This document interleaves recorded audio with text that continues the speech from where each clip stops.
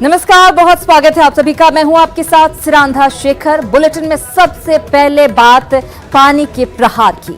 जी हां, पानी यानी जल जो जीवनदायक है। जल के बिना जीवन संभव नहीं, लेकिन वही जल जब बाढ़ का रूप अख्तियार कर लेता है तो तबाही मचाता है। बर्बादी की ऐसी इबारत लिख जाता है जिसमें कई अपने छूट जाते हैं। सिस्कियां सोचने पर मजबूर कर देती हैं। आंखें भी नम होने से इस कदर घबराती हैं कि कहीं सैलाब ना आ जाए। एक बार फिर अपना बिहार, हम सबका बिहार बाढ़ की चपेट में है। गांव के गांव खाली हो गए हैं क्योंकि घरों में लोगों का नहीं, पानी का बसेरा हो चुका है। सड़कों पर लोगों ने शरण ले रखी है। छोटे छोटे बच्चे भूख से बेहाल हैं। शासन प्रशासन की तरफ से राहत नहीं मिलने की वजह से बाढ़ पीड़ितों में आक्रोश पनप रहा है।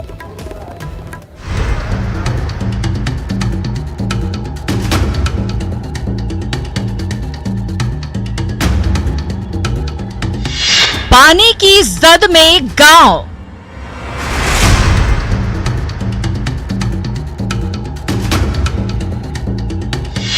छाती तक पानी, कहां रखें पांव।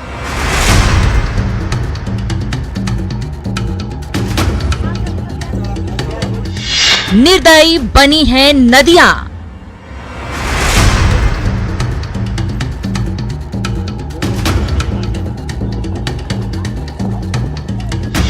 कोई सुनता भी नहीं सिस्कियां।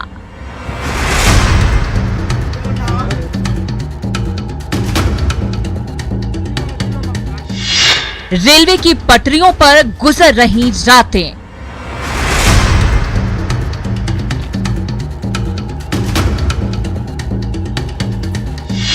आती है ट्रेन तो थम जाती है सांसें।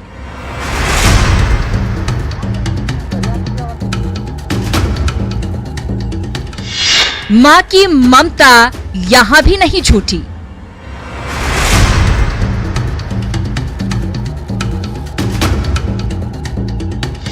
सड़क पर कई मां सेंक रही रोटी।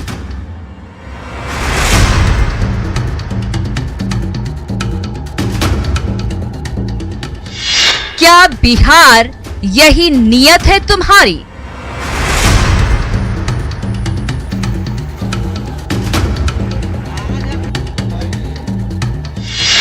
जल जहन्नुम जिंदगी।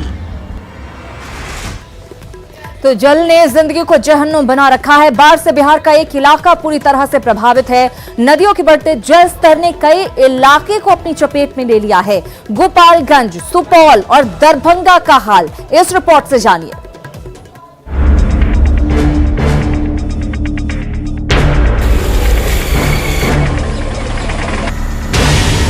लगातार हुई बारिश ने बिहार के एक बड़े इलाके को पानी पानी कर दिया है। नदियां उफान पर हैं और लोग परेशान। दरभंगा में बागमती, करेह और कमला नदी उफान पर है। कई इलाकों में बाढ़ का पानी घुस चुका है। हालात ये है कि बिशनपुर के 70% इलाके में पानी भर गया है।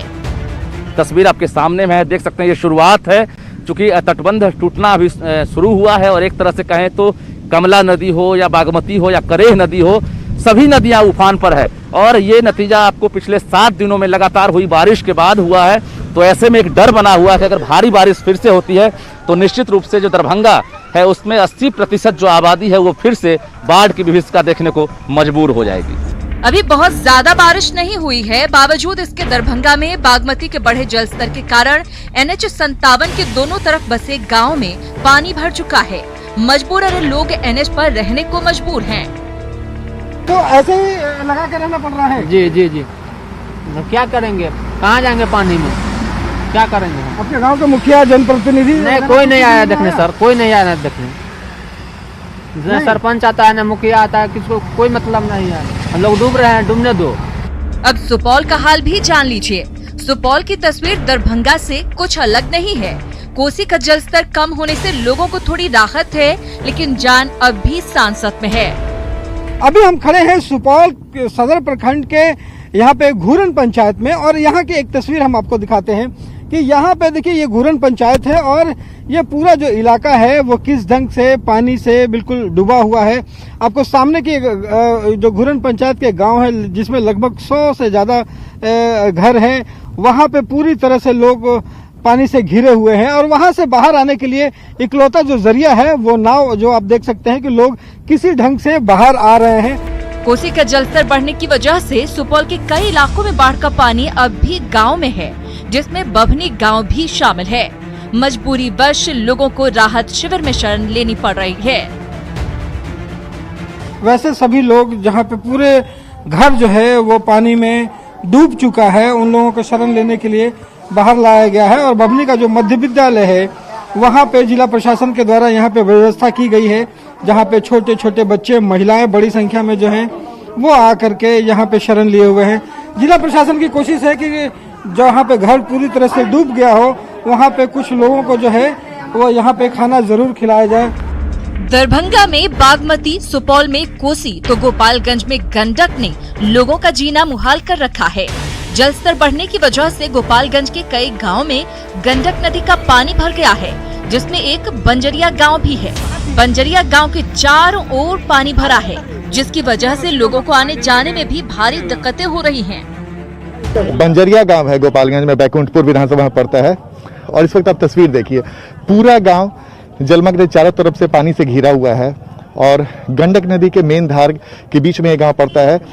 और जो फिलहाल तस्वीर दिख रही है इस गांव की, ऐसे कई गांव हैं जो गंडक नदी के पानी में बुरी तरीके से घिरे हुए हैं और लोगों का आने जाने का साधन बस एक नाव है, जिस नाव के सहारे वो किनारे पहुंचते हैं। लेकिन करंट इतना ज़्यादा है कि इससे इस छोटे से नाव में जाने में भी खतरा है। नदियों का जलस्तर कुछ कम हुआ है, जो लोगों के लिए थोड़ी राहत वाली बात है, लेकिन परेशानी अब भी बरकरार है। दरभंगा से रजनीश, सुपौल से रवि एस नारायण और गोपालगंज से आनंद अमृतराज की रिपोर्ट।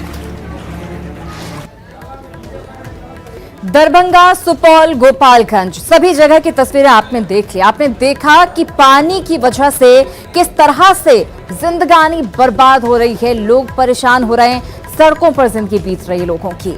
विस्तृत हाल अब आपको बताते हैं दरभंगा का क्या हाल है। दरभंगा जिले में बाढ़ ने कई लोगों को बेघर कर दिया है और लोग ऊंचे स्थानों पर शरण लेने के लिए पहुंच गए हैं। जिले के डीहलाही इलाके में भी करेह नदी का पानी प्रवेश कर चुका है, जिससे लोग पलायन करने लगे हैं। घर बार छोड़कर सड़क किनारे रह रहे लोगों का आरोप है कि अब तक किसी तरह की राहत सामग्री की व्यवस्था उनके लिए नहीं की गई है। वहीं बाढ़ में जानवरों के चारे का भी संकट पैदा हो गया है, क्योंकि चारों तरफ पानी ही पानी है, फसल डूब चुकी है। डीहलाही का जायजा लिया है हमारे सहयोगी रजनीश कुमार ने।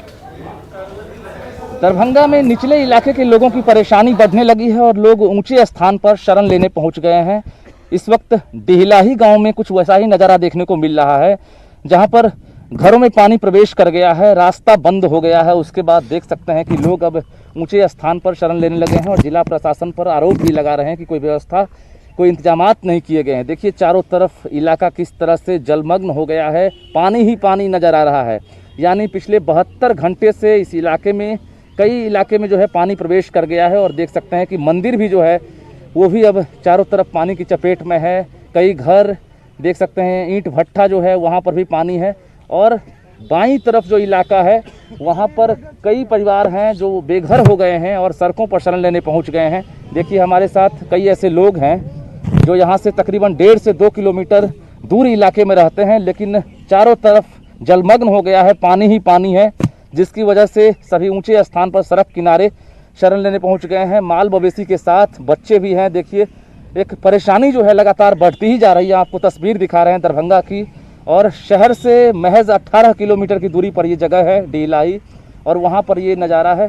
तो निश्चित रूप से जो लोग हैं परेशान है। जरा हम बात करें कि कितनी परेशानी आप लोगों की बढ़ी है, क्या परेशानी हो रही है आप लोगों की? मकान ढह गया है एकदम, खाने के लिए जो है अभी प्रशासन कुछ नहीं कर पा रहे हैं और पानी भी पीने के लिए सही पानी नहीं मिल रहा है। बाहर में छियै 10 दिन से यहाँ पर बैठल छियै। हमरा कौशल्या देवी। राशन उसन है घर में?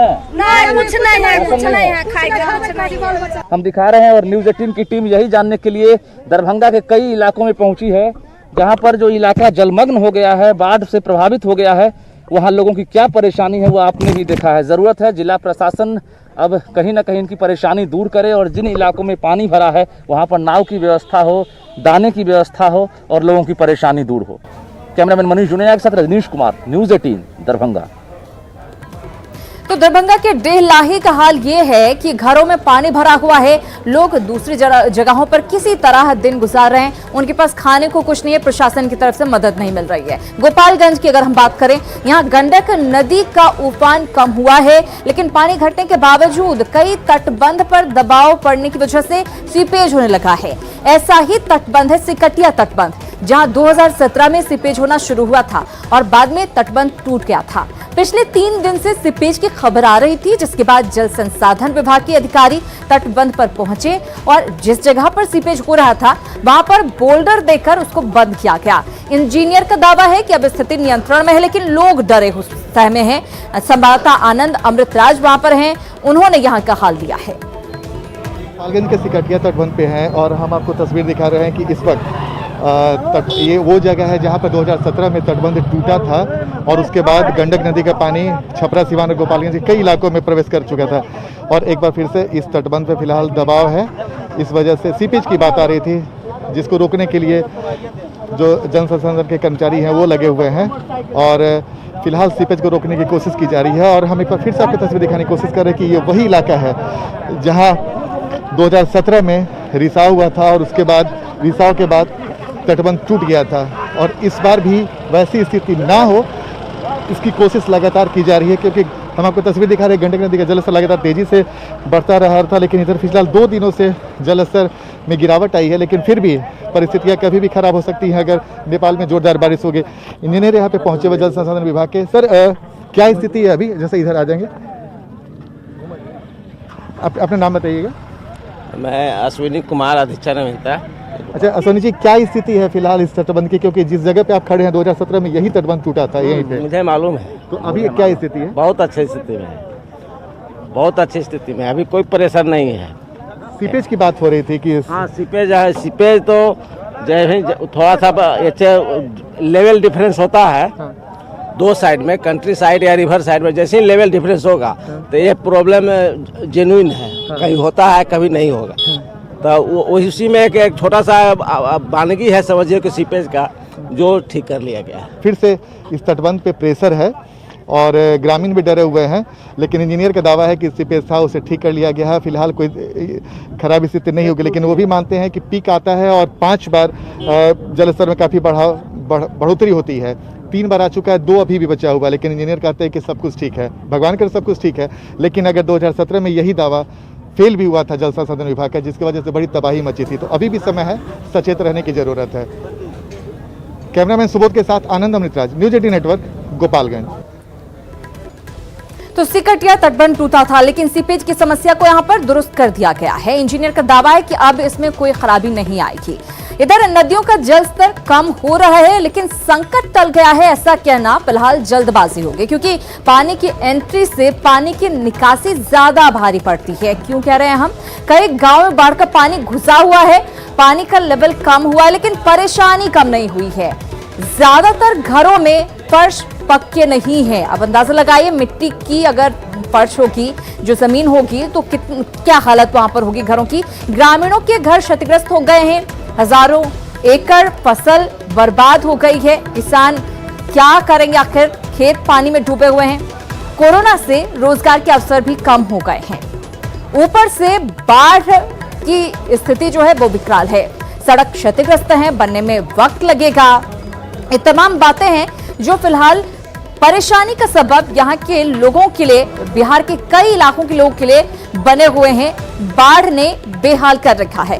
गोपालगंज में सतरघाट महासेतु का अप्रोच पथ ध्वस्त हो गया है। गंडक नदी के पानी के दबाव और कटाव के कारण अप्रोच पथ ध्वस्त हुआ।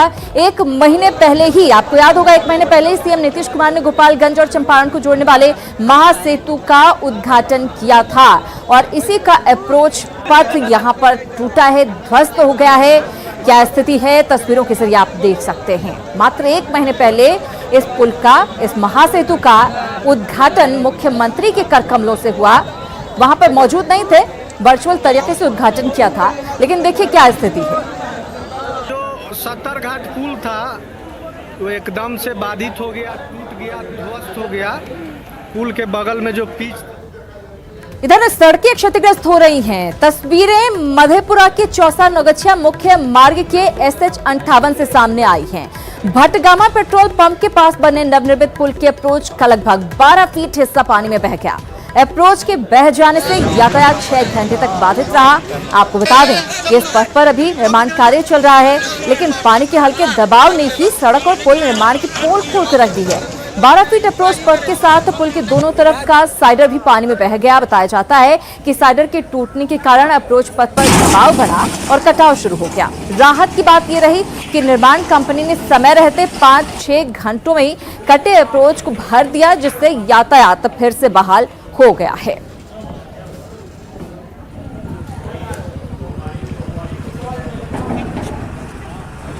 तस्वीरें आपको दिखा रहे हैं, ये मधेपुरा की तस्वीर जहां 12 फीट तक अप्रोच पथ जो है वो बह गया है, लेकिन गनीमत यही रही कि 6 घंटे में इसको दुरुस्त कर दिया गया और उसके बाद यहां पर यातायात बहाल हो गया।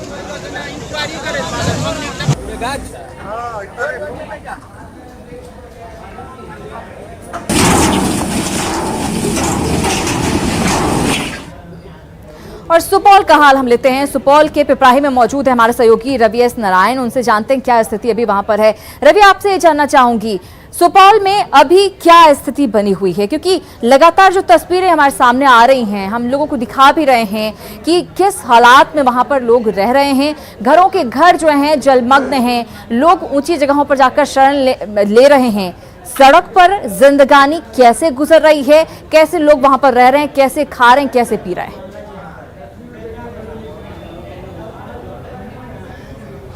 देखिए सुनंदा, अगर यहाँ पे सुपौल की बात करें तो यहाँ पे लगभग 5 ऐसे प्रखंड हैं, निर्मली हो, छातापुर हो, फिर सुपौल हो।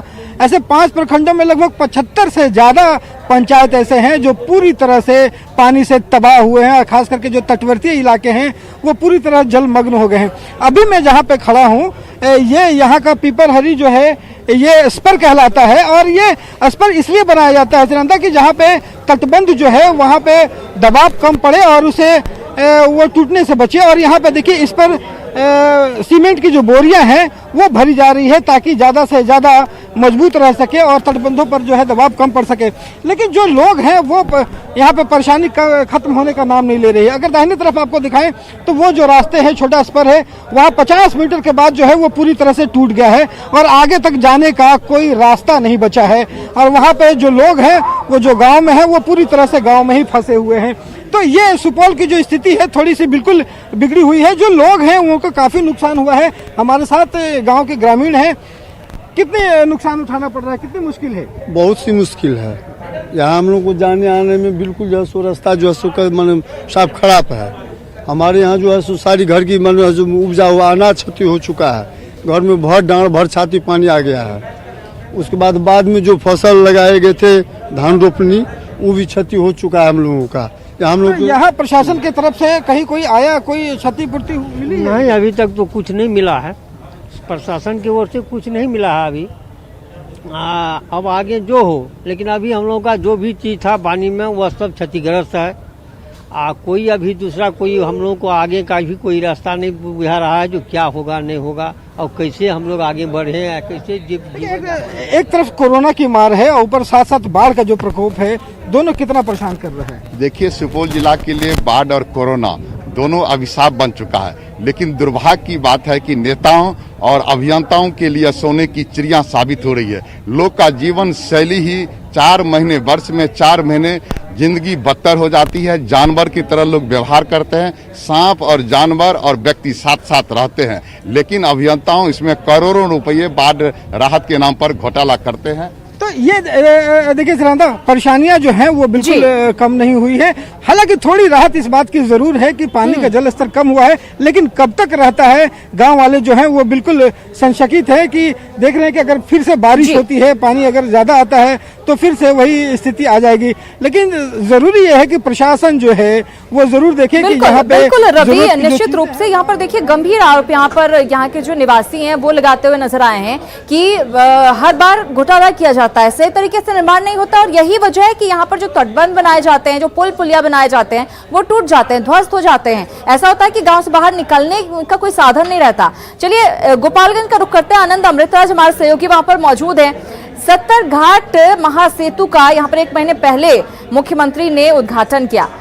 आनंद, 1 महीने पहले मुख्यमंत्री सत्तरघाट महासेतु का निर्माण करते हैं, बहुत ही जोशो खरोश के साथ, उत्साह के साथ लोग भी इसका स्वागत करते हैं कि हाँ भाई बहुत सारे इलाके जो हैं जुड़ जाएंगे और करीब हजारों लोग जो हैं उनको फायदा होगा।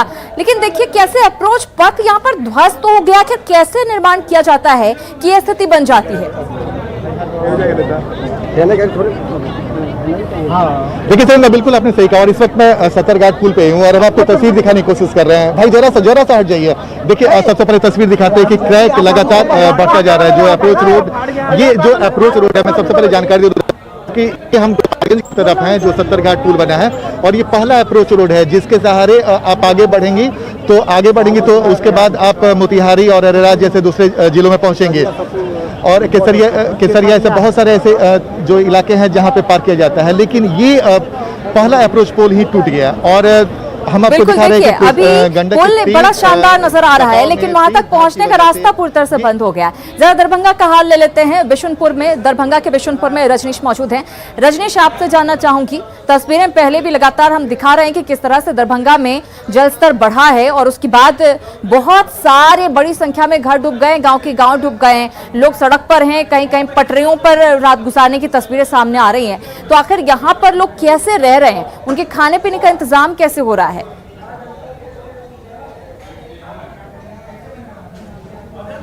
देखिए बिल्कुल, अगर बात करें तो दरभंगा शहर को छोड़कर बाकी जो इलाके हैं, खासकर तकरीबन 9 से 10 प्रखंड हैं, वो धीरे धीरे प्रभावित हो गया है। कुशेश्वर स्थान के साथ साथ बिशनपुर इलाका, बेनीवाद या फिर बिशनपुर इलाका, तमाम जगहों पर जो पानी है वो प्रवेश कर गया है। हम फिर से एक बार तस्वीर दिखाएं जहां पर हम मौजूद हैं। ये बिशनपुर का छतौना और मखनाहा इलाका है और देखिए चारों तरफ किस तरह से पानी ने अपनी चपेट में ले लिया है इलाके को और जो यातायात का जो साधन है उसका प्रवेश यहाँ पर अब नहीं हो पा रहा है। एक तरह से नाव ही सहारा है लेकिन नाव भी कम पड़ने लगे हैं। देखिए नाव ही सहारा है लेकिन नाव भी उपलब्ध नहीं हो पा रहा है। जो नाव है टूटी फूटी है और जो प्रशासन से मांग भी की जा रही है वो मांग पूरी नहीं हुई है। बहुत धन्यवाद आप तीनों का। रवेश नारायण हमारे साथ जुड़े, रजनीश और आनंद अमृतराज, आप तीनों का बहुत धन्यवाद इस तमाम जानकारी के लिए और ये तस्वीरें दिखाने के लिए। उम्मीद हम करते हैं कि लोगों की मुश्किलों जो है वो दूर हो सके, जो लोग मुसीबत में फंसे हुए हैं उन तक मदद पहुंच सके। फिलहाल इसी के साथ इस बुलेटिन में इतना ही, लेकिन न्यूज़ 18 बिहार झारखंड पर खबरों का सिलसिला लगातार जारी है।